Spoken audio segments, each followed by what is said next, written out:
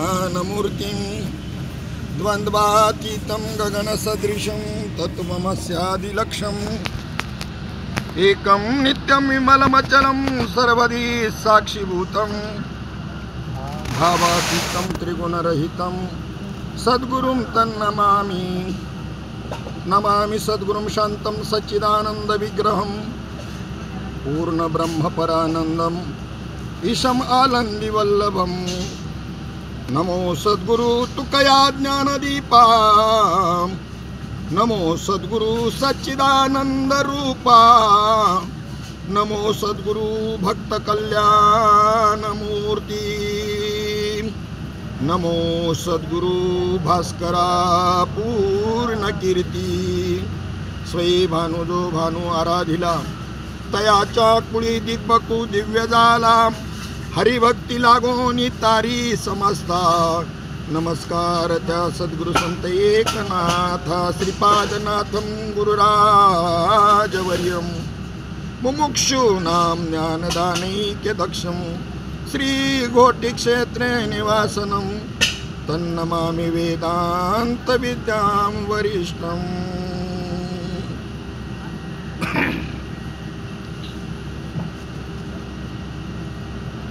तरी परमात्मा ऐसे जे एक वस्तू असे ते जया दिसे ज्ञानास्तव, ते एक वाचून आणि जे भव स्वर्गारी ज्ञाने ते अज्ञान ऐसा मने निश्चय होते करी। स्वर्गा जाणे हे सांडी भवविषयी कान झाडी, दे अध्यात्मज्ञानी बुडी सद्भावाची।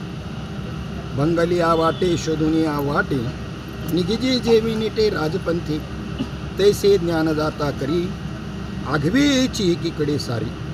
मग मन बुद्धी मोहरी अध्यात्मज्ञानी, म्हणे एक हेची हाती येर जाणणे ते भ्रांती, ऐसी निकुरे श्रीमती मेरू होय। एवं निश्चय जयाचा द्वारी अध्यात्मज्ञानाचा, ध्रुवदेव गगनीचा तैसा राहिला। तयाच्या ठाई ज्ञान या बोला नाही आन, जे ज्ञानी बैसले मन तेव्हाची ते तो मी। तरी बैसलेपणे जे होय ते बैसताची बोले न होय, तरी ज्ञानातया हे सरिसा पाडू। आणि तत्वज्ञान निर्मळ फळे जे एक फळ, ते नेयही वरी सरळ दिठी जया। ये रवी बोधा आलेनी ज्ञाने, जरी नेय न दिसेची मनी, तरी ज्ञान लाभुई न मने झाला सांता। आंधळेनी हाती दिवा घेवोनी काय करावा, तैसा ज्ञान निश्चयो आघवा वायाची जाय। जरी ज्ञानाचे निप्रकाशे परतत्वी दिठी न पैसे, ते स्फूर्तीची आसे अंध होऊनी। म्हणून ज्ञान जे तुले दावी, ते तुली वस्तूची आघवी, ते देख्यायसी भावी बुद्धी चोख। ज्ञानेश्वरी अध्याय 13 आणि 13व्या अध्यायामध्ये 616 नंबरपासून 629 नंबरपर्यंतच्या ओव्या आपण या ठिकाणी चिंतनाकरता घेतलेल्या आहेत।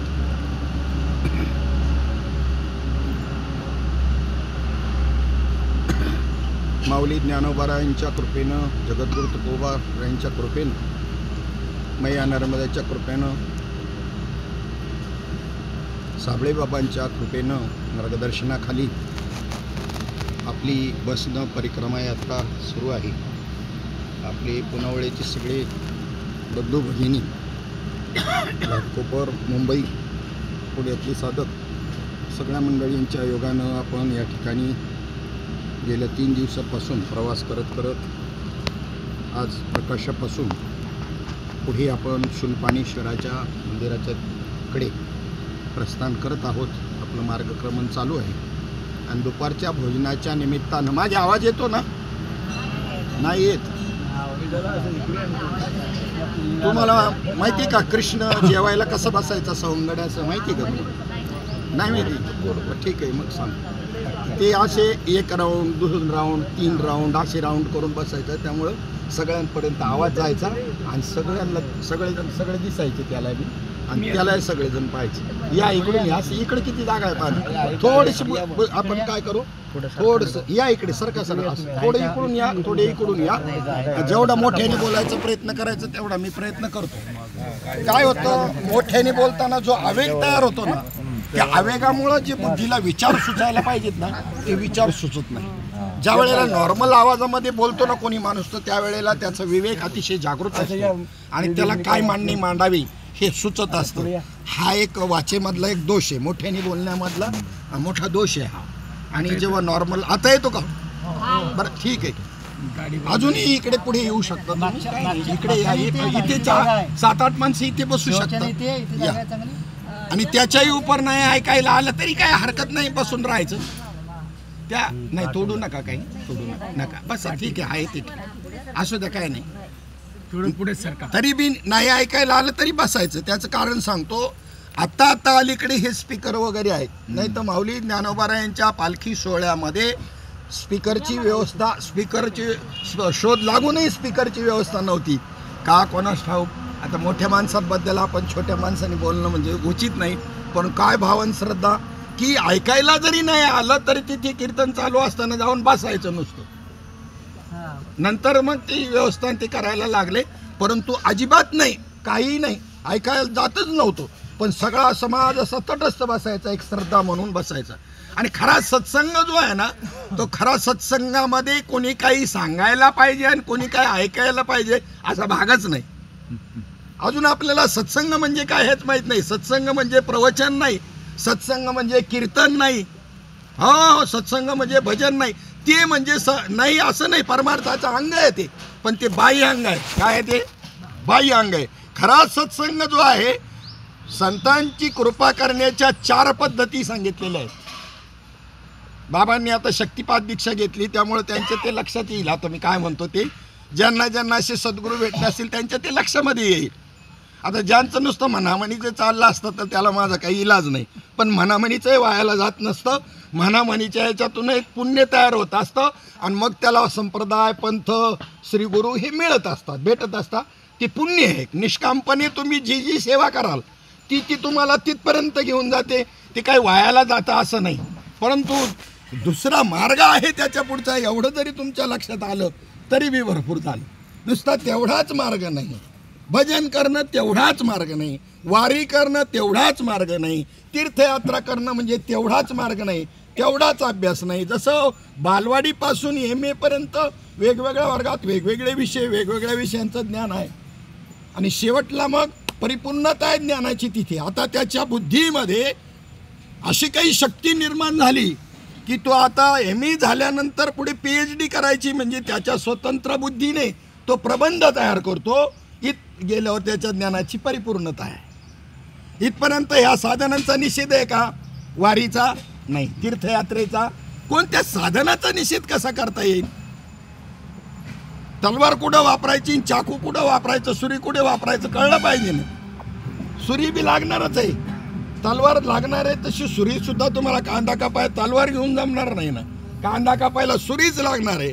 जिथे जे साधन पाहिजे ते साधन तिथं फिट आहे, त्याला कमी मानता येणार नाही. आणि एखादं उच्च साधन आहे त्यालाच फक्त साधन मानता येईल असा अविवेक कोणी करण्याचं कारण नाही.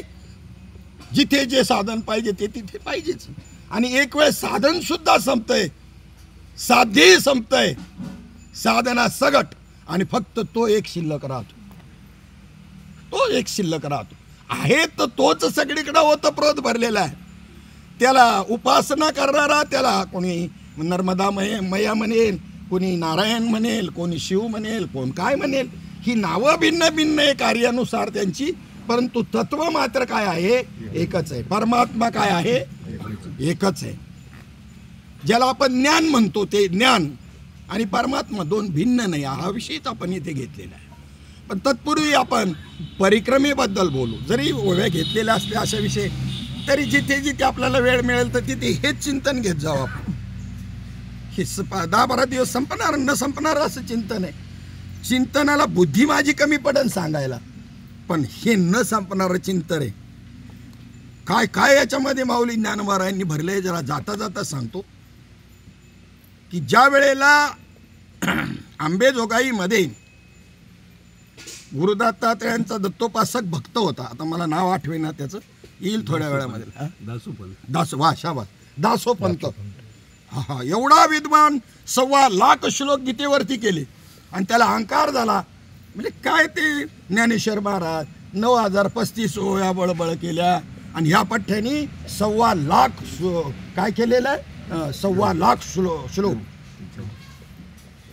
मग एक वेळेला त्याचा अहंकार घालवण्याकरता पैठणमध्ये त्याचं येणं झालं. पैठणमध्ये नाथ महाराजांचा नित्य सत्संग चालायचा, सणावाराला नाही. आपले सणावाराला असतात, सप्ताह झाला का पुन्हा वर्षभर बघणंच नाही, त्या विचाराकडे काही उघडायची नाही, अशी बांधून ठेवायची. तर त्याच वेळेला उचकायची ज्ञानेश्वर. त्यांचा नित्य सत्संग होता. काय कनवळा, अशी सामान्य लोक येणार नाहीत सत्संगाला ना.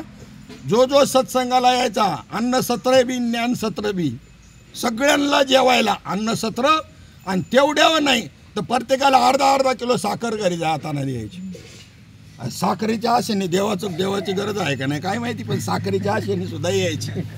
आणि प्रसादाचा प्रभाव सांगू का तुम्हाला, आमच्या गावामध्ये 35 वर्ष होऊन सप्ताह चालू झाला.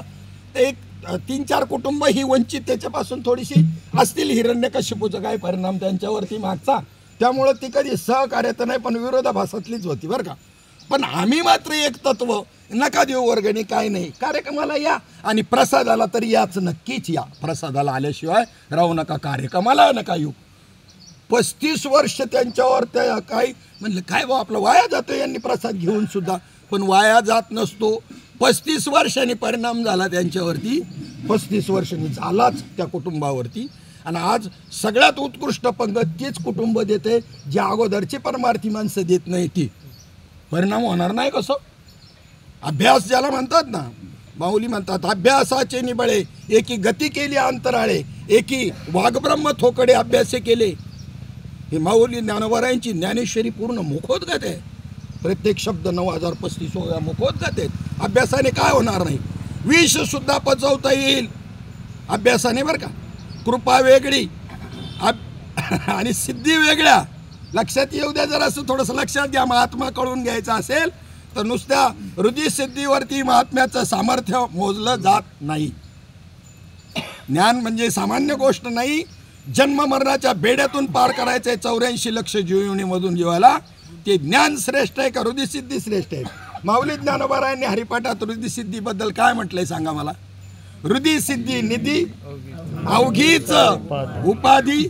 आता आपल्याला काहीच नाही म्हणून आपण त्याला तरी महत्त्व देतो, ठीक आहे. काहींना समजा परमार्थाचं परमात्म्याचं काही पडलेलं नाही, मग त्यांना झटका द्या करता तेवढं बरं आहे, तर त्याचं पाहिजेच.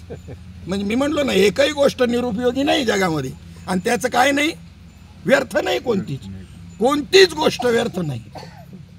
फक्त त्याचा वापर करणाऱ्याला कळलं पाहिजे. खरा सत्संग जो आहे तो खरा सत्संग तुम्हाला मी सांगत होतो की सद्गुरू संत हे जीवावर कृपा 4 प्रकारे करण्याची पद्धत आहे त्यांची.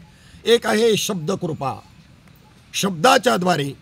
त्या शब्दकृपेमध्ये ती बोलताना त्यांनी जी साधना केली, सकाळी आपल्याला इथे प्रयोग करून दाखवला बाबांनी, है की नाही, आपल्यातली ऊर्जा शक्ती.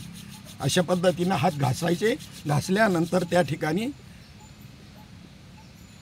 मग आता ही जी ऊर्जा आहे, ही ऊर्जा संपूर्ण जगभर आहे. त्याला आजच्या सायन्सच्या भाषेत परमात्मा म्हणजे देव म्हणजे काय, तर ही ऊर्जा त्यांना ही मूर्तीच्या द्वारे, प्राण मंत्राच्या द्वारे, नामाच्या द्वारे, हा पुढचा भाग आहे प्रगटीकरणाचा. पण ही ऊर्जा सर्वत्र व्याप्त आहे. सायन्समध्ये एक समीकरण आहे E=mc². ती ऊर्जा सर्वत्र समान आहे, सर्वत्र, कुठेही कमी जास्त अजिबात नाही. आणि तिला ट्रान्सफर बी करता येतं. उदाहरणार्थ रेल्वेची ती रेल्वे गाडी जाताना इगतपुरीच्या घाटामध्ये डबल इंजिन का लावलं जातं, तर एक AC करंट असतो, त्यांनी जर ते लोड खेचला गेला नाही तर त्याला DC करंट दिला जातो. DC करंट देणं ते बंद करून ठेवा. DC करंट देणं म्हणजे सद्गुरू कृपा आहे. DC करंट माझ्या श्रीगुरूंनी माझ्या मस्तकावर, माऊली म्हणतात, मस्तकावर हात ठेवला आणि त्या ठिकाणी काय केलं, की शक्तिपात माझ्यामध्ये केला. त्या नामाचा बी पेरलं. नामाचं बी पेरलं जातं. कुठे पेरलं जातं, तुमच्या देहामध्ये पेरलं जातं नामाचं बीज. ज्ञानदेव म्हणे मी चाडे, चाड केलं माझ्या मस्तकाचं माऊली म्हणतात. आता कोणाला चाड माहिती, आणि चाड्याची गाठ तर सोडूनच द्या. आता यंत्र नाही निघाली तशी, त्याच्यामुळे काय नाही. पण हा हा हा हा हा विसरलं सगळं. मग ते मस्तकाचं चाड केलं. मन बुद्धी चित्त ना अहंकार, हा हे चार मिळून त्याच्यामध्ये 5 चाडं सांगतोय. मग त्याच्यामध्ये मस्तकावर हात ठेवून ज्ञानदेव म्हणे मी चाडे, सद्गुरुनी केलो कोडे, माता हात ठेविला नव्हे बीजची वाहिले. तर माझ्या मस्तकावर हात ठेवला नाही, तर नामाचं बोधाचं काय केलं, बी पेरलं. मग कसं पेरलं, हे असं बी पेरायचं आपल्याला माहिती आहे शेतामध्ये. पण तुमच्या सूक्ष्म देहामध्ये, स्थूल देहा जो सूक्ष्म देह आहे मन बुद्धी चित्त अहंकाराचा, त्याच्यामध्ये ते नामाचं बी पेरण्याची रीत आहे संप्रदायाची. त्याच्याकरता श्रीगुरू आहे, त्याच्याकरता संप्रदाय आहे, त्याच्याकरता दीक्षा आहे. त्यालाच अनुग्रह असं म्हणतात, नाम घेणं म्हणतात, कोणी त्याला प्रसाद म्हणतात. प्रसाद मिला क्या आपको, प्रसाद म्हणजे हा नाही नुसता, हा तर आहेच आहे प्रसाद, परंतु प्रसाद हा शब्द संप्रदायात अशा अर्थाने आहे की दीक्षा मिळाली काय गुरुची, श्रीगुरूचा प्रसाद मिळाला का तुम्हाला असं विचारलं जातं ना. मग आता याच्यामध्ये ही जी शब्दरूपाने ती शक्ती, तो जर महात्मा असेल बोलणारा तर, नाही तर नुसताच बोल बच्चन असेल तर नाही. त्याला आम्ही दृष्टांत सांगत असतो की गफूड शंख, गफूड शंख, गफूड शंख म्हणजे नुसता बोलणार, देत तर काहीच नाही. एकाला दारिद्र्य अवस्था प्राप्त झाली होती, काही सांगितलं हो भगवान शंकराला प्रसन्न कर, लवकर प्रसन्न होणारं दैवत म्हणजे भोलेनाथ बाबा. झाले प्रसन्न. आणि मग त्या ठिकाणी त्याला एक शंख दिला, जे मागल ते लगेच द्यायचा. संकल्प केला, बस पूजा केली, संकल्प केल्यावर बाबांनी जसं सांगितलं की नाही, मग ते त्यांनी गपोडी शंखाचं नाही सांगितलं, असली शंखाचं सांगितलं. काय आरतीमधलं ते मनवांछित फल पावे, तसं मनवांछित फल प्राप्त करून देणारा तो शंख त्याला दिला. अरण्यातून रस्ता होता, जाता जाताना असंच एक हॉटेल होतं रोडच्या कडेला, अंधार पडला म्हणून राहण्याचं त्यांनी त्या ठिकाणी ठरवलं. मग राहण्याचं ठरवलं तर आपलं गुह्य कशाला कोणाला सांगावं बरं. जे पैशावाली माणसं आहेत ते पैसा लपवतात का दाखवतात, तो लपव. ज्ञानी मग खरा ज्ञानी आहे ना, तो आपलं ज्ञान लपवतो का असं दाखवतो, दाखवत नाही. मग ते त्याला त्या ठिकाणी असं हे झालं का बाबा हे आपलं गुह्य ठेवायचं सांगितलं होतं भगवान शंकरानं कोणाला, हे वर मग सांगू नको. तर त्यांनी त्याला रावलंच नाही ना, उतावळा नवरा गोड झाला बाशिंग. ते शेठला म्हणतो, शेठ आपल्याला रात्रभर राहायचं. मग त्यांनी सांगितलं बाबा आहे, रूम आहे, सगळी व्यवस्था आहे राहायची, जेवण पाहिजे ते कोणतं पाहिजे ते, तुला 1000 रुपये खर्च लागेल. आता म्हणला 1000 रुपये काय मग आता भिकाऱ्यासारखं, मला काय कमी समजले का तुम्ही, माझ्या का असा शंख आहे काय माग आणि ते देतो, तुम्ही काय 1000 रुपये मागता, काय भिकारी समजता का तुम्ही मला. आता काय करावं, आणि गेला ना सांगू. म्हणलं कसं काय कसं काय, त्या शेठीने विचारलं कसं काय, म्हणलं कोणाला सांगायचं नाही, पण तुम्हाला म्हणून सांगतो, पण कोणाला सांगू नका, आणि अख्ख्या दुनियाला सांगून टाकत. आणि सांगितल्यावरती अरे बापरे करूनच दाखवलं प्रॅक्टिकल. मागितल्याबरोबर त्यांनी जे पाहिजे ते लागलं द्यायला. म्हणल्यावर आता हे झालं का, सुरक्षित राहिलं का, आता हा सुरक्षित सांगणारा म्हणून ज्ञान गुह्य का सांगितले, ज्ञान गुढ गम्य ज्ञान देवाला आदली. वाणीचं भजन प्रगटपणे, आता आपण भजन मोठ्याने म्हणतो, पण नाम झालं, ज्ञान जे झालं ते ज्ञान गुह्य, त्याला परंपरेनेच प्राप्त करायचं आहे, सेवेने प्राप्त करायचं आहे, आणि त्याची साधन आहे, साधनातून ते प्रगट करायचं आहे. मग मुखातून काय येतं, रामकृष्णारी, म्हणून त्याला उघडा मंत्र म्हणलंय. पण उघड्या मंत्राच्या मागं गुह्य मंत्र असा उघडा नसतो होत तो उघडा. उदाहरणार्थ त्याचा जर आवेग आला, मी जी रोजची साधना करतो, बाबांनी सांगितलं असं बसायचं नसं, मग ती मी जी रोजची साधना करतो संप्रदायाकडून मला आलेली, त्याला प्रतिबंध आहे. उघड्या बाजारात कथा येतो नावडे पंढरीनाथा, कथा म्हणजे नुसती भागवत कथा किंवा रामायण कथा नाही, त्या प्रक्रियेला दीक्षेच्या काय म्हणतात, कथा म्हणतात. ही कथा एकांतामध्ये सांगितली भगवान शंकरानं पार्वतीला का माईकवर सांगितली, त्या कथेला ती ऐकली कोणी, मच्छिंद्रनाथांनी मच्छीच्या पोटात. आणि ती कथा माझ्यापर्यंत कशी आली माऊली म्हणले क्षीरसिंधू परिसशी शक्तीच्या कर्णकोरी नेनो काही श्री त्रिपुरारी सांगितले. नेनो काही म्हणजे कायनू बायनू का तिथं टाकायचं होतं ना एखादा मंत्र, हा मंत्र सांगितला म्हणून. तर ज्ञान गुढच आहे, ज्ञानाचं प्रगट नाही. नाम गुढच आहे, प्रगट नाही. नाव वेगळं, नावाचा जय जयकार करावा, धुंद होऊन नाचावं त्याच्यामध्ये, पण तरीसुद्धा ते वरवरच नाचणं असेल. नामाच्या शक्तीच्या योगानं जर तो नाचायला लागला तर बेभान होऊन तो वय बी नाही भान राहत त्याला. प्रमाण आहेत संतांची, आंधळ्याशी डोळे पांगळ्याशी पाय, वारीमध्ये पाहता का रे तुम्ही. बैरे ऐकती कानी रे आनंद तेथीचा मुकिया शिवाचा, तुका म्हणे वृद्ध होती तरणी रे नाचत पंढरी जाऊ रे खेळया विठ्ठल रखुमाई पाहू रे. अशी मंडळी पाहिले का वारीमध्ये तरुणांना लाजवील अशा फुगड्या खेळतात, काय नाचतात बेभान होऊन. ही ती शक्ती प्रगटली त्यांच्यामधून. मग त्या शक्तीचा आवेग आल्यानंतर काय म्हणायचं ते तर उच्चारायचं नाही. जे आदिनाथांपासून आले ते उच्चारायचं नाही. मग त्यावेळेला काय म्हणावं, त्यावेळेला रामकृष्ण हरी विठ्ठल असं म्हणावं. असं विठ्ठल किंवा रामकृष्ण तुकोबारायांच्या वाणीतून प्रगटलं. शौचाला बसले तरी ते भजन चालू होतं. पण त्याच्याकरता केलेली तुकोबारायांची साधना तुम्हाला सांगतो अभंगाच्या द्वारे, माझ्या मताचं नाही सांगायचं. तत्वमसी विद्या ब्रह्मानंद चांग तेची झाला अंगे तुका आता, ही साधना केली तुकोबारायांनी. काकड आरती म्हणत असताना आंधळे पांगळे वासुदेव पण म्हणतो, सांगतो साधना त्यांची. काही नाही सांगितल्याने काय फरक पडत नाही का बा लगेच कळणार आहे कोणाला, असं नाही. ती कळायला लय पुण्य लागतो.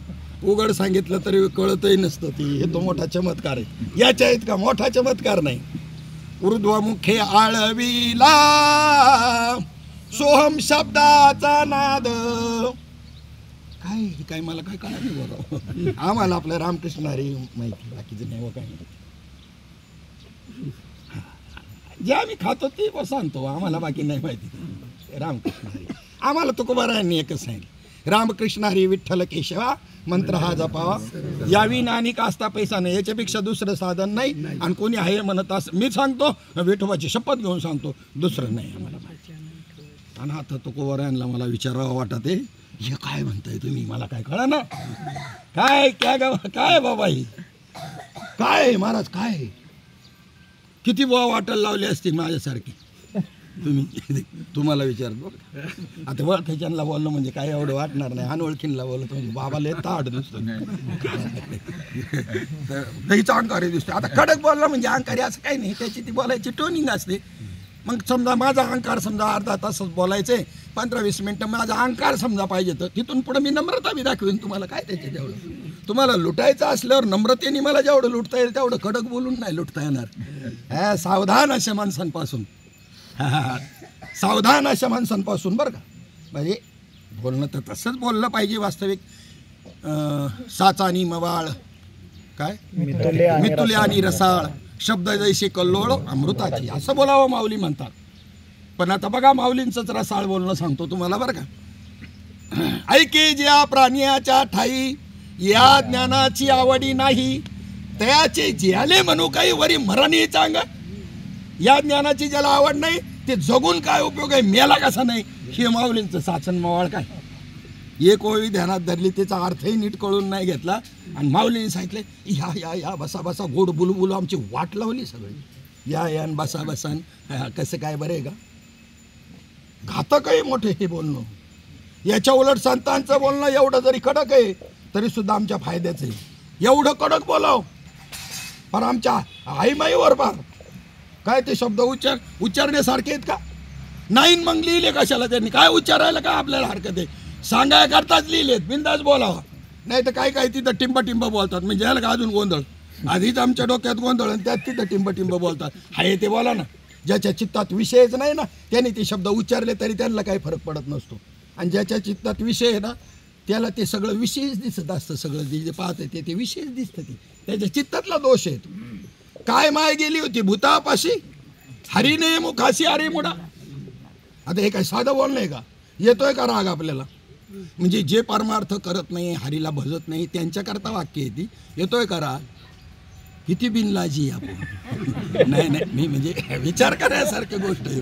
राग आला पाहिजे का नाही. आता इथे जेवायला पंगत बसली आणि एखाद्याला जेवणावरून उठवलं, उठ तिथून, काय मिळत तुला इथं बस, घरी मिळतं का असं, खायला मिळतं का असं म्हणलं तो लय आवडीने जेवल का. तो म्हणाल तुला लखलाभ, मी काय भिकारी नाही. हा कसा राग येतो. पंक्तीतून उठवल्याचा राग येतो. आणि हे पंक्तीतून उठवणंच आहे, त्याच्यापेक्षा लय राग आहे. हा शिवी दिली, पण तरी तुम्हाला माहिती आहे की ही हिताकरताच दिलेली शिवी आहे. संतांचं बोलणं आहे ते. एखादी माऊली त्याच्या मुलाला म्हणत असते, ए बाळा तिकडे उन्हात नको मरू, इकडे सावलीत मर. हे मर म्हणणं आहे का जग म्हणणं आहे हो. हे जग म्हणणं आहे, बरोबर, जग म्हणणं आहे. तशी ती शब्द आहे, तसे ते शब्द आहे. शब्द जो आहे हा शब्द कृपा, ही शब्द कृपा मला सांगायची. त्या जर साधक असेल, सिद्ध असेल, महात्मा असेल, बोलणारा पुरुष, मार्गदर्शन करणारा, तर त्याच्या मुखामधून त्या शक्तीची असे ऊर्जा, ती म्हणलो ना मग अशी सांगितली, ती अशी प्रगट होते आणि आपल्यावर कार्य करते. ही परिवर्तन करते ती शक्ती. ह्याला त्याकरता शब्दकृपा, त्याकरता कीर्तन प्रवचन. पण महात्मा असला तर नाही, ते शब्दाने होईल परिणाम, पण एवढा म्हणावा असा होणार नाही. जो क्रियेने होत असतो तो शरीराने नुसता त्या वस्तूंनी नाही होणार. प्रत्येक शब्दामध्ये त्या शब्दामध्ये त्या शब्दाची शक्ती आहे. शब्दाचा फलकट नाही, कोणताही शब्द असो त्याच्यामध्ये काय आहे, त्या शब्दाची काय आहे, शक्ती आहे. नामामध्ये नामाची शक्ती आहे, पण ती प्रगट व्हायला पाहिजे. नामात नुसती राहून जमणार नाही, तुमच्या शरीरातून ती प्रगटली पाहिजे साधनेद्वारे. मग त्या शब्दामधली शक्ती आहे का नाही, तुम्हाला मी प्रयोग सांगतो. रस्त्यावरून जाणार माणसाला आज आम्ही एक शब्द सांगतो, तेवढी त्याला तेवढा बोला, तेवढा एक शिवी सांगतो, शिवी, आणि ती त्याला शिवी द्या तुम्ही, तो शब्दाची शक्ती दाखवेल तुम्हाला कानामागं लावून. ही कशाची शक्ती आहे, शब्दाची. दिले ठेवून त्यांनी लगेच. कशामुळं, शब्दामध्ये काय आहे, शक्ती आहे, पण ती शक्ती अप्रगट आहे. तुम्हाला ती प्रगट करायची साधनेद्वारे. मग ही शब्दकृपा, शब्दकृपेमध्ये प्रवचन कीर्तनाद्वारे बी कृपा होऊ शकेल, परंतु त्यात बी दोन प्रकार आहेत. एक शब्दाचे की श्री गुरुंना त्यांच्या मुखातून वेदांचं जे तत्व, वेदांचं जे वाक्य आहे त्याला महावाक्य म्हणतात, त्याला नाम ही संज्ञा आहे. कशाला नाम नाही म्हणती. सल्फ्युरिक ॲसिड पाण्याला नाही म्हणती. तुम्ही पाण्याला सल्फ्युरिक ॲसिड म्हणून ही काय लावले राव, आणि त्याचं तर लक्षणं काही दिसेना त्याच्यामध्ये. नाम काय आहे, नामाचं शक्ती पहा काय. मग ती शब्दामध्ये श्रीगुरूच्या मुखातून शिष्याच्या सत्शिष्याच्या कानामध्ये त्याचं जे काही त्या ठिकाणी सांगितलं जातं ते नाम, तो बोध, त्यावेळेला त्याला म्हणतात शब्दकृपा. आणि मग त्याच्या साधनेने ती शक्ती प्रगटते. ही झाली शब्दकृपा. नंबर 2ची जी आहे ती दृष्टीकृपा. दृष्टीनं नुसतं दृष्टीमध्ये पाहिल्याबरोबर, आता नका बघू माझ्याकडं, आता मी ते चोरलेले पाना जसा चोरता येतो गाईला आईला, तसं तर चोरता येते ती, आणि प्रगट बी करता येते. किती पाहिलं तरी काय. तुम्ही आता प्रत्येक मंदिरात जाता, कासव पाहता, ते कशाला ठेवलेले आहे तिथं माहिती का, कशाला आता ठेवलेले. तर त्याच्यातला अर्थ वेगवेगळा आपापल्या मतीप्रमाणे काढणारे बरेचसे माणसं आहे. आता जे काही योगातले मंडळी असतील ते योग काय म्हणतील की आपली सर्वेंद्रिय कासव जसं आपलं आवरून धरतं काही संकट आल्यानंतर, असा अर्थ योगी लोक काढतील. आमचे भक्त जे आहेत ते तसा अर्थ नाही काढणार. भक्ती मार्गी जे आहेत ना त्यांचा अर्थ वेगळा आहे. ते काय म्हणतात की त्या कासवाचं प्रतीक तिथे एवढ्या करता आहे की कासवाच्या पिलांना स्तनपान नाही, दूधपान नाही. त्या पिलांना भूक लागली का ती ओरडतात, आईच्या समोर जातात किंवा आई त्यांच्या समोर जाते, आणि त्या कासवांनी असं बघायचं त्या आईकडं असं नजरेमध्ये नुसतं, आणि ह्या आईनं त्यांच्या नजरेत बघायचं का त्यांचं पोट झालं फुल, बस झालं जेवण, त्याचं महाप्रसाद झाला त्यांचा. कशाद्वारे जेवण, अहो आपल्याला विसर पडलाय याचं तुम्हाला मोठं कौतुक वाटतं. 2-2 महिने कोणी खात नाही, नुसत्या पाण्यावर राहतात. किंवा बाबांनी काल सांगितलं की किती दिवसाचं अनुष्ठान केलं तुम्हाला दिलं, आता पुढचं 108 दिवसाचं, पुढे 2 महिन्याचं, मग 6 महिन्याचं, मग 1 वर्षाचं, असंच आहे ना. मग ह्या वातावरणामधून अन्न ग्रहण करण्याचा अभ्यास सगळ्यांना ब्रह्मदेवाने दिला होता, पण पुढं जेव्हा अन्न खायला सुरुवात झाली तसं तो मार्ग तुमचा बंद झाला. आता तुम्ही म्हणाल कसं, तुम्ही युक्तीने पटवून देतो. डी विटॅमिनच्या गोळ्या घेत बसण्यापेक्षा सकाळच्या कोवळ्या उन्हामध्ये बसा, म्हणजे डी विटॅमिन मिळतं. कशातून मिळतं ते? उन्हामधून. म्हणजे या वातावरणामध्ये मग नुसतंच डी विटॅमिन आहे का, बाकीचे विटॅमिन नाही का? तर सगळे आहेत या वातावरणामध्ये. घेण्याची रीत मात्र शिकायला पाहिजे. तुम्हाला काय वाटतं, तिथं काय अन्न पाणी आहे का हिमालयामध्ये बसलेत ते? केवळ वायूद्वारे ह्याच्यातलं भक्षण करतात आणि निवडून घेऊन शरीराला पुरवतात. बाहेरचं काही खायची आवश्यकताच नाही. 3ऱ्या अध्यायामध्ये ज्ञानेश्वरीच्या ओवी आलेली, अमृताचा निर्झरू प्रसवे जयाचा जठरू, तया क्षुदे तृषेचा अडदरू, कहीच नमनी हो. ज्याचं जठर अमृत प्रसवू लागतं ना, त्याच्या क्रिया आहेत त्या शिकलेत श्री गुरुकडे. ते त्यावेळेला त्याला बाहेरच्या अन्नाची गरज नाही, त्याला भूकच लागत नाही. जडीबुटी खाती नाही, काहीच नाही. तुम्हाला सांगू का, त्या पाण्यातच तेवढी ताकद आहे. काय ताकद, कशामध्ये ताकद आहे ती? त्या तीर्थातल्या पाण्यात तेवढी ताकद आहे का नुसतं पाणी पिऊन त्या ठिकाणी ते राहू शकतात. आणि इकडे संसारात आपण अन्न खाऊन तेवढ्या बरोबरीने राहू शकत नाही. एवढा फरक आहे. ह्या 6 महिने इकडचं पाणी गंगेचं बोटीमध्ये भरून 6 महिने रिटर्नला जायला लागायचं. तिथपर्यंत त्या पाण्यात बदल विकार होत नव्हता गंगेच्या पाण्यामध्ये.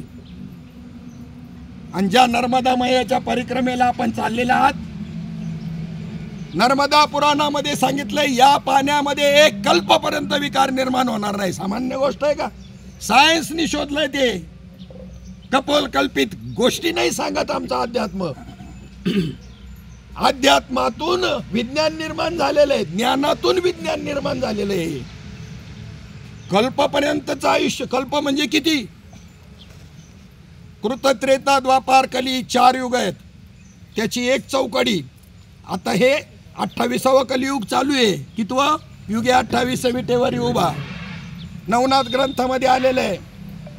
रामप्रभू सांगतात त्या हनुमंतरायाला, तू 99 राम आहे, मी 99 राम आहे, तू 99 हनुमंत आहे. म्हणजे एकदाच नाही झालं रामायण, एकदाच नाही या गोष्टी घडलेल्या भूतलावर. 99 राम आणि 99 हनुमंत.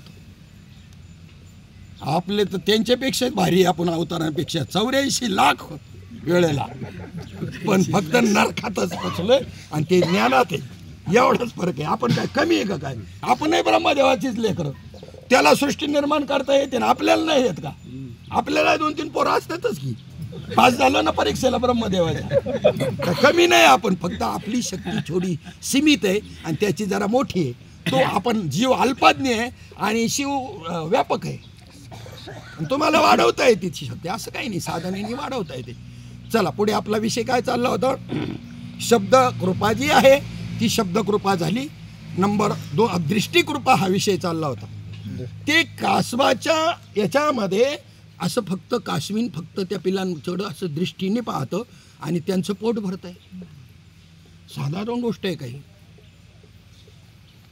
त्याच्याही पुढे जाऊन जर पाहिलं तुम्ही, इकडं ती भागवत जर वाचलं, कर्कोचा नावाचा पक्षी जो आहे त्यांच्यामध्ये देवाने काय ईश्वरी लीला निर्माण केली, अगाध लीला निर्माण केलेली पहा.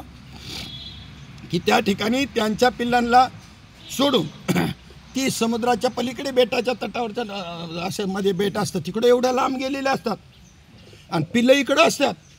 इकडून ते कॉक कॉक करतात आणि ते तिकडून कॉक कॉक करते आणि यांचं पोट भरतो. काय साधारण आहे का? माहिती तरी आहे का आपल्याला? का बाकी दुनियाचं विचारा ना आम्हाला. नको ते लय माहिती आम्हाला. राजकारणाचं, समाजकारणाचं, गावोगावचं, व्यापाराचं, धंद्याचं. हा हा हा हा काय तुम्ही तर म्हणाल याच्यासारखा तज्ज्ञच कोणी नाही, याचाच अनुग्रह घ्यावा. पण ह्या बाबतीत आपल्याला अजून हे माहिती सुद्धा नाही. किती गोष्टीपासून आपण अनभिज्ञ आहोत विचार जर केला तर. किती अनभिज्ञ आहोत. तसे संस्कार नाही आपले. असू देतो, आता माझा विषय नाही. ज्या ज्या वेळेला जसा येईल तसा तो विषय. तर सांगण्याचं तात्पर्य असं की ही जी दृष्टिकृपा आहे, भक्तिविजय ग्रंथामध्ये एक कथा आलेली. पिपाजी नावाचा राजा अरण्यामध्ये शिकारीला गेला. महान भगवत भक्त आहे आणि शिकारीला गेल्यानंतर त्या ठिकाणी वाघाने त्याच्यावरती तिकडून जाळीतून झेप घेतली. यांनी फक्त त्याच्या दृष्टीचा भेद केला. दृष्टीमध्ये अशी नजर टाकली आणि त्या दृष्टीनं त्याच्या अंतःकरणाचा भेद घेतला. कोणत्या अंतःकरणाचा? नाही, वाल्या कोळ्यांनी थांब वाल्या असं नारद मुनींनी म्हणल्याबरोबर काय घडलं? प्रत्येक जण त्याच्या अगोदरचा येऊन माणूस त्याच्या कुऱ्हाडी खाली घालीत होता. काय झटापट काही करीत असेल का नाही? थांब म्हणायचं, झटापट बी करीत असेल, पण कोणचा परिणाम? आणि ह्याची ताकद पाहणं. दुष्टाची ताकद जास्त असते का सज्जनाची, संतांची ताकद जास्त असते? अरे लय पाऊस झाला, नदीला पूर आला ना, 8-10 गावं वाहून येईल. पण धरण जर फुटलं ना, संयमित केलेले, ते किती गावं वाहून येईल सांगता यायचं नाही. त्यांनी ताकद जपळून ठेवली, सांभाळून ठेवलेली. किती गावं येईन धरण फुटल्यावर? भाकरा नांदगालची थोडीशी भिंत क्रॅक गेलं तर अख्खा पंजाब जलमय झाला राव.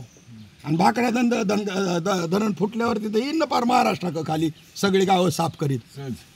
संयमित केलेली शक्ती आहे योग्याकडं, ज्ञानाकडं, भक्ताकडं. त्या लवकर राग येत नाही, आला तर कोणचा नाही.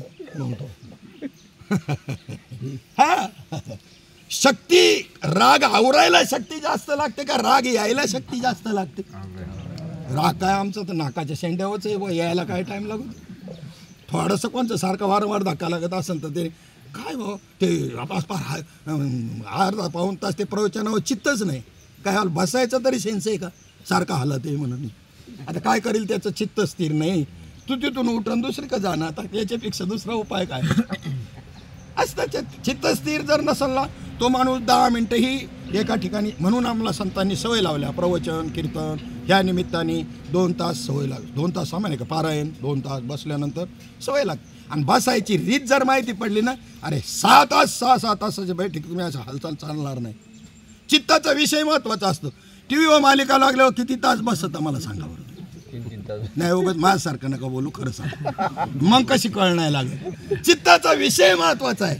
चित्ताचा विषय जर आवडीचा असला तर मग काय किती टाइम गेला काय कळत नाही. काय भूक नाही, ताण नाही. 4 वेळेला म्हणा घ्यान जेवून घेतं ना, थांब आता काय विचारू नका. घरघर की काय नाही तुमचं माझं काय? मी संन्यासी नाही, ब्रह्मचारी नाही. हो नाही एवढी मालिका हो. मालिका म्हणजे मुख्य महाविष्णू पासून आलेली नाही. मी टीव्हीतल्या मालिकेचं म्हणतो. आणि तिच्याकडं तर कोणचं लक्ष नाही. जिच्यातून ज्ञान घ्यायचंय, ज्याच्यातून उद्धार करायचा आहे, ज्याच्यामध्ये तन्मय झाल्यानंतर तुम्हाला काय सांगू त्या तन्मयाचा आनंद. त्याला का तहान भूक आठवते का? त्याला का काही कुठे ते आठवतं का काय? आपल्यासारख्या समाजामध्ये असे संत आहेत, शोधावे लागतील तुम्हाला. ते काय असे दाखवितात का काय मी संत आहे म्हणून? आणि तो खरा संतच नाही दाखविता असेल तो लपून राहतो. त्या ज्ञानेश्वरीमध्ये 13व्या अध्यायामध्ये खरे संतांची लक्षणं सांगितलेली आहेत. पहा तुम्ही इकडे येऊच नका, आमचं लक्ष तुमच्याकडेच आहे. आम्हाला फक्त खुनानी सांगितलं का तिथेच पुंडलिकावर ते करणार आहे. पोटामध्ये भूक लागलेली आम्हाला, आमचं काय प्रवचन का लक्ष लागेल का? नाही आज तरी मला नाही वाटत आपण दणकूनच खाल्ले. ठीक आहे, तर त्यांनी तिकडून सांगितलं का बस आता आपण का प्रवचन नाही म्हणायचं याला. चला उगाच इकडे तिकडे गप्पा मारत बसायचं, तर एकत्रित येऊ अशा दृष्टीनं बसूया आपण. प्रवचन का असं असतं का? प्रवचन बी करून दाखवेल मी एखाद्या वेळेला. तुम्हाला काहीही समजणार नाही त्याला प्रवचन म्हणतात आमच्याकडे. त्याला ज्ञानी म्हणतात. तुम्हाला काहीच समजलं नाही पाहिजे त्याला आमच्याकडे ज्ञानी म्हणतात. काय बोलला सध्या विचारलं ना तर नाही व काय ते काय हुशार लय श्रोते बी लय हुशार. कीर्तनावर आल्यानंतर त्यांना विचारावं काय अभंग घेतला होता महाराजांनी. काय छलक माणसं. नाही मी जरा उशिराच गेलो होतो. आणि महाराज अख्ख्या कीर्तनात 7-8 वेळेला अभंग उच्चारतो. हा म्हणतो मी जरा उशिराच गेलो होतो, मागच बसलो होतो. बाबा बाबा बाबा ते काय चतुरातू शिरोमणी त्या प्रमाणाला लाज होती. लय अवघड. ठीक आहे, काय चाललं होतं आपलं की दृष्टिकृपा.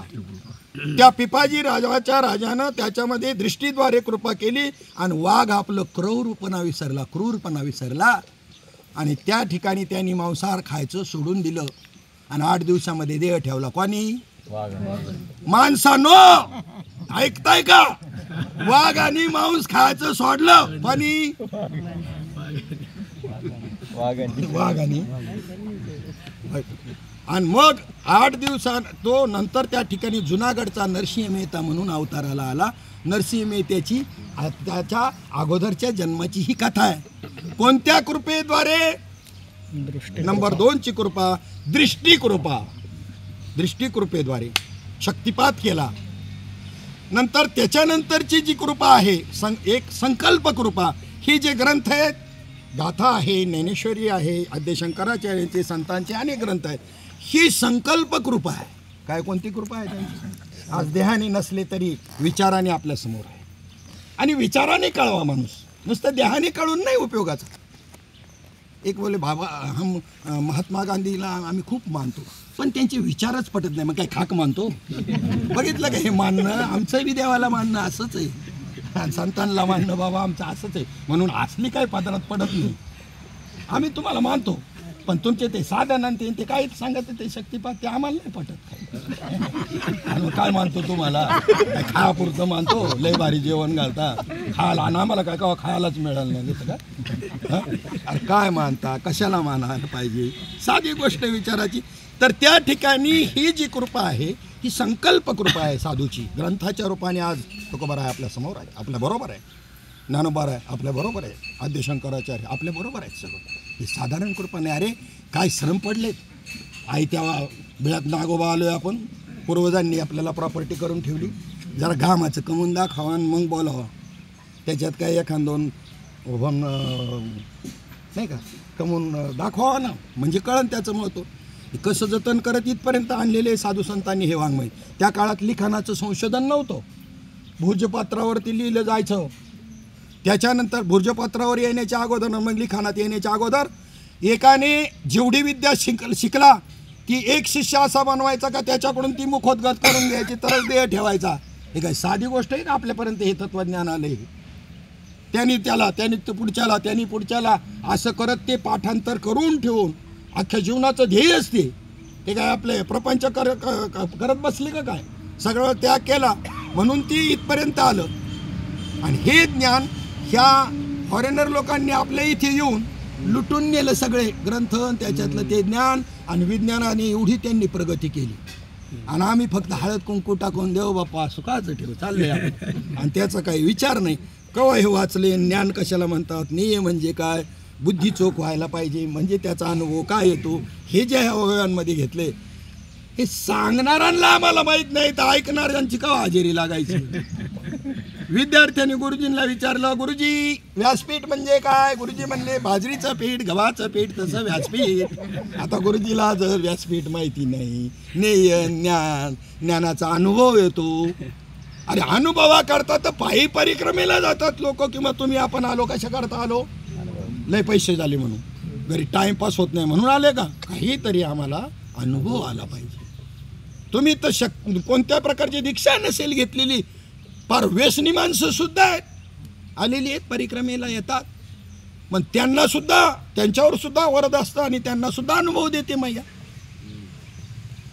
मग बसनी येणाऱ्यांना, पायी येणाऱ्यांना काय काय अनुभव, मग अनुभव सांगावेत का नाही सांगावे?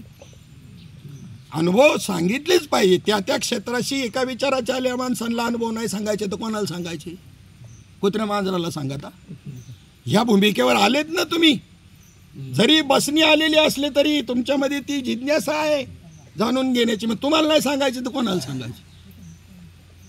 जोगी टिकरियाला जाण्याच्या अगोदर दुपारचं भोजन एका ठिकाणी केलं. आम्ही 12 माणसं होतो पायी जाताना. ग्रुप शक्यतो टिकत नाही, ग्रुप नसावा बी. त्याचं कारण बी सांगतो. ग्रुपमध्ये काय होतं, उदाहरणार्थ त्या पुस्तकानुसार कोणतं गाव, सगळी माहिती एवढी सुंदर दिलेली असते त्याच्यात, की इथून पुढचं गाव किती अंतरावर आहे, त्या गावाचं नाव, अंतर, किलोमीटर परफेक्ट. त्याच्यानंतर पुढचं गाव, कुठे आश्रम आहे, राहण्याची व्यवस्था. आणि एवढंच नाही तर काही ठिकाणी सदावर्त असतात. सदावर्त म्हणजे तुम्हाला मटेरियल दिलं जातं, भांडी दिली जातात, तुम्ही त्या ठिकाणी बनवायचं, खायचं, पुढे निघायचं, भांडी घासून देऊन, नाही तर मुक्काम असेल तर मुक्काम करायचं. संपूर्ण परिक्रमेमध्ये 15-16 ठिकाणी तरी सदावर्त होतं. कशा करता सांगत होतं, आता वेळेचं आपलं हे झाल्यामुळे माझं चित्त विचलित झालं थोडंसं. सांगा मला कुठपर्यंत आपण आलो, तर कुठला विषय, काय विषय चालला? अनुभव ह्या मुद्द्यावरती आपला विषय चाललेला अनुभव. तर त्या जोगी टिकरियाला दुपारच्या वेळेला त्या आश्रमावर आम्ही थोडंसं म्हणलं आता आराम करू. 4 किलोमीटरवर जोगी टिकरिया राहिलेली आहे, छोटासा घाट आहे, तो पार केला का खाली जोगी टिकरिया, पुढे मग माणिकपूर वगैरे ते आलं.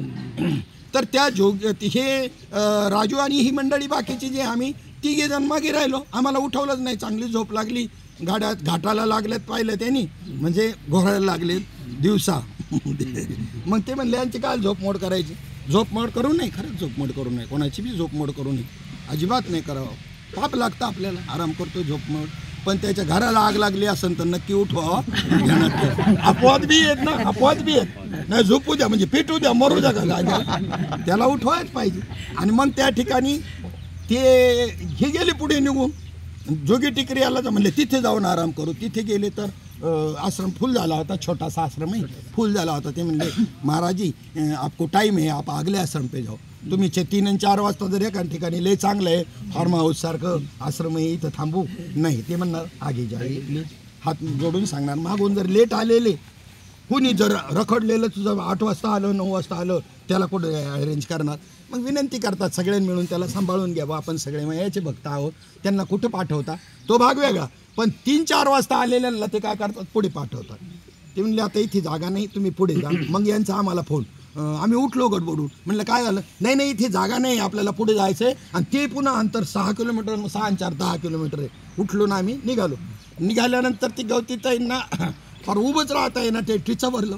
मग त्या गायकवाडताईंना म्हणलं तुम्ही रिक्षा करून तुम्ही जा तिकडे, मी आपला एकटा जातो. मी एकटाच निघाल्यानंतर मला त्यांनी सांगितलं होतं की पुढे त्या मार्गदर्शकांनी पुढे खाली उतरल्यानंतर लेफ्ट साईडला गेलं की कच्चा रस्ता लागेल, त्या रस्त्याने जायचं. ते पुढचा रस्ता जोगी टिकरीच्या अलीकडच्या याच्या अगोदरच एक रस्ता लागला आणि तिकडे जायला मी निघालो. चुकलोच असतं पण डाऊट आला. मग विचारावं, हा अनुभव आहे तुम्हाला. जर कोणी तिथे नसेल फक्त हात वरती करून मोठ्याने नर्मदे हर असं म्हणलंय बरोबर, लगेच तिथे हजर, लगेच कोणत्याही रूपामध्ये. आणि तेवढ्यात 2-3 शेळ्या आणि तो एक माणूस तिथे उभा आहे. तो म्हणतो बाबाजी किधर जाने का है. तो बोलो मानिकपूर जाने का. तो बोले ये रास्ता नहीं, आगे से जाओ. त्यांनी सांगितलं पुढून जा. पुढे गेल्यानंतर पुढे निघाल्यानंतर आता वाजलेत जवळजवळ 5 वाजले आणि तिथून पुढे 6 किलोमीटर जायचं आहे, 6-6.5-7 किलोमीटर. एकटाच आहे रस्त्याने. तेवढ्यामध्ये एक 7-8 वर्षाची मुलगी उभी राहिली, कन्या उभी राहिली. बाबाजी ये ऐसा घूम के जाओगे ना तो लंबा पडेगा आपको, और ऐसे पगडंडी से जाओगे ना, म्हणजे पाऊल वाटेने जाल ना तुम्ही, तर तुम्हाला कमीत कमी 4 किलोमीटर अंतर कमी पडेल म्हणले. आणि मग मी निघालो. पण निघाल्यावर कुतूहलानं माग असं वळून पाहिलं तर मुलगी नाही, कोणीच नाही. ही नर्मदामय्या होती. असे कोणालाही अनुभव येतात, कोणालाही. सकाळच्या 6, पावणे 6, 5:30, पावणे 6चा टायमिंग असेल. थोडं उजाडायला लागलं होतं आणि आमची अश्वत्थाम्यावरची चर्चा चाललेली होती. आणि तेवढ्यामध्ये अश्वत्थामा आमच्यासमोर. 12 जणातल्या कोणालाही विचारा, बलदंड शरीर असन, 6-6.5 फूट उंची आहे, काय त्याचे ते हातपाय ते, पण कंप्लीट असे कपडे जे होते असे फार एकदम मळलेले फाटलेले असे. इथे जखमसुद्धा दिसली बाबा आम्हाला. मग आता जाऊन साष्टांग दंडवतच घालायला पाहिजे ना. पण ते पहा कसं काय म्हणतात ना, कर्म देतं काय दैव देतं कर्म देतं. ते आमच्याकडे म्हणते बीडी पिला याला हे करणे केली माची साई झालं बा. आमचा अश्वत्थामा मेला आमचा. आणि तो चिरंजीव आहे, आमचा मेला, तो नाही मेला. अरे अश्वत्थामा काही बीडी पीता है क्या? क्यों नहीं पिएगा? हमारी परीक्षा लेनी है उसको, तो क्यों नहीं पिएगा? वो नहीं पीता अश्वत्थामा बीडी, लेकिन हमारी परीक्षा होगी ना. हे आमच्या डोक्यात कुठं आले. तरी पण दर्शन झालं हे काही कमी नाही. बाकी काय केलं असतं का आम्ही त्याला, एवढंच का बा काय केलं असतं काहीतरी, पण तेवढंच होतं, निदान दर्शन तरी झालं.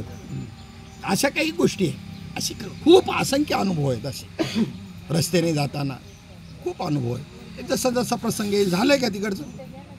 झाले ना. हां, मग मला सांगा ना, आम्ही तुमची तिकडून फक्त तुमची बेल वाजली का आमचं झालं इकडं. हां, जिथे आलो आहे तिथे ध्यानात ठेवायचं. जेव्हा कधी बसू 2 दिवसांनी जरी आपण बसलो तर मी तुम्हाला विचारेल कोणत्या कृपेपर्यंत आलो होतो आपण. आता आपण कोणत्या कृपेपर्यंत चाललो आहे? एक झाली पहिली सुरुवातीची झाली शब्द कृपा, दुसरी कृपा जी झाली ती संकल्प कृपा, तिसरी झाली ती दृष्टी कृपा. मागं पुढे झालं असं, संकल्प नंतर सांगितली. तर पण दृष्टी कृपा झाली. आणि त्याच्यानंतर चौथी जी कृपा आहे ती स्पर्श कृपा आहे. लावून या हात कुरवाळीला माथा किंवा ज्ञानदेव म्हणे मी चाडे. किंवा एवढं तत्वज्ञान सांगूनही भगवंत अर्जुनाचा मोह आहे ना, देव म्हणले थिअरीनी जमणार नाही, इथं आता प्रॅक्टिकल करावं लागेल. मग त्यांनी प्रॅक्टिकल केले बाबा. हृदय एक झाले, हे हृदयीचे ते हृदयी घातले, द्वैतन मोडता केले आपणा ऐसे अर्जुना. इथं शक्तिपात केल्याची गोळी आहे. त्याला घट्ट आलिंगन दिलं अर्जुनाला आणि ती शक्तीचा पात त्याच्यामध्ये केला, शक्तिपात केला. ही कोणती कृपा आहे? स्पर्श कृपा. लावून या हात कुरवाळीला माथा, सांगितली चिंता. निळोबारा यांचा सुद्धा एक अभंग आहे त्याच्यामध्ये. येवोन या कृपावंते सद्गुरु स्वामी तुकयानाथे, हात ठेविला मस्तकी, प्रसाद देऊन केले सुखी. खोबऱ्याचा प्रसाद, साखरेचा नाही. शक्तिपात, नाम, दीक्षा. सद्गुरु वाचोनी नाम नाही हाताला येणं म्हणजे काय? मी तुम्हाला विंचू चावल्यानंतर विंचू ते विष उतरवायचा मंत्र सांगतो, हां आहे पुस्तकामधून. मग तुम्ही प्रयोग केल्यावरती विंचू उतरलं असं वाटतंय का? मंत्र तर बरोबर आहे, उलटा चढ अजून. तुम्ही जर करायला प्रयत्न तो सिद्ध करावा लागतो. ग्रहणाच्या वेळेला स्नान करून गंगेमध्ये आणि कमरेतक्या पानात उभं राहून त्याचा जप सांगितलेला असतो. 10,000 असेल, काहीचा लाख असेल, काहीचा 50,000. तेवढा जप झाल्यानंतर तो मंत्र तुमच्या हाताशी येतो. आणि मग असे राग घेऊन नुसतं म्हणलं, मग ते असं केलं का त्याचा विंचू उतरला. पाहिलं असेल ना तुम्ही, विंचू उतरणारे उतारे आता दुर्मिळ होत चालले. सर्पाचं विष उतरवणारे उतारे होते, तर बाकीचं काय, विंचवाचं तर काय. मग हे जसं आहे, मग तो मंत्र हाताशी असा, तसं नाम सुद्धा हाताशी यावं लागतं. म्हणून प्रमाणे सद्गुरू वाचूनी नाम नये हाता. तुमच्या हाताला नाही येणार सद्गुरू वाचून ते नाम. साधने साधिता कोटी गुणे, कोट्यावधी साधना केली, तपश्चर्या केली, तरी त्याचा विनियोग समजून घेण्याकरता सद्गुरूच पाहिजे. मच्छिंद्रनाथांनी मच्छीच्या पोटात जरी ते ऐकलं होतं, पण कसं घ्यायचं ते नाम, त्याचा विनियोगाकरता मात्र दत्तात्रेयांना शरण जावं लागलं. चतुश्लोकीचारी भागवताचं ज्ञान त्या ठिकाणी नारद मुनींना जरी ब्रह्मदेवाने दिलेलं होतं, तरी पण त्याचा विनियोग आणि रीत समजून घेण्याकरता सनकादिकांनाच शरण जावं लागलं. पण शरण जायला आम्हाला लाज वाटते. मी काय कमी आहे का काय? नाही तर मग बरं आहे बा. तू भांडे कोणी घासायचे असा प्रश्न. जेवण झालं, काही चोर होते, चोरी करायला गेल्यानंतर चोरी करून आले. ते धन दौलत तिथे ठेवल्यानंतर म्हणले आता भांडी कोणी घासायची रे जीव, पण भांडी कोणी घासायची? आपल्यालाही बरं आहे, सोपं आहे. ताटल्यावर उठलं का खाटल्यावर पडायचं, यांना माहिती आहे भांडी घासायचं म्हणजे साधी गोष्ट नाही. बरं, भांडी बाहेरून चांगली घासायची असतात का आतून? वरून 1-2 हात कमी झाले तरी चालतील. आतून आपलं बाहेरूनच घासायची कामं चालल्यात, परमार्थातलं सांगतोय. आतून मात्र बुद्धी चोख काय होईना, अंतःकरण काय चोख होईना. मग त्या ठिकाणी भांडी कोणी घासायची तर म्हणले घासू कोणी ते नाही पहिलं ठरवा, तसं जेवायचंच नाही. म्हणले आता सगळ्यांनी मौन पाळायचं, कोणी बोलायचं नाही. जो पहिला बोलन त्यांनी भांडी घासायची. काय ठरलं त्यांच्या? पहिला जो बोलन त्यांनी जेवले बॉन असे बसतार पडले, टाळा एकमेकाकडे पाहतात, कोणी कोणची काय बोला ना. तेवढ्यामध्ये एक बिलंदर चोला, म्हणजे चोराची चोरी करणाराला बिलंदर, माणसांची नाही, हे साधे चोर, बुरटे चोर, पण त्यांची चोरी करणारा बिलंदर चोर. त्यांनी पाहिलं खिडकीतून डोकं, लाईट चालू आहे, हे एकमेकाकडे टाळा पाहतात, पण बोलती नाही. काय कळणार. आणि ते धन तिथं पडलेलं. तो म्हणला धनाचं काय आपल्याला पडलंय, ह्याच्या किती पटीने त्याच्याकडे होतं. तो बिलंदर चोर होता ना. पण हे का बोलती नाही हे जाणून घेण्याची त्याला जिज्ञासा झाली. म्हणून तो गेला, ते धन उचललं. ते हे काही हालचाल करायला तयार नाही. ते म्हणले बोलायला लागलं, भांडी घासावं लागते नाही, नेऊ दे मारद्या. ते काय आपल्यासारखं घाम केलेलं गाळला होता का त्यांनी?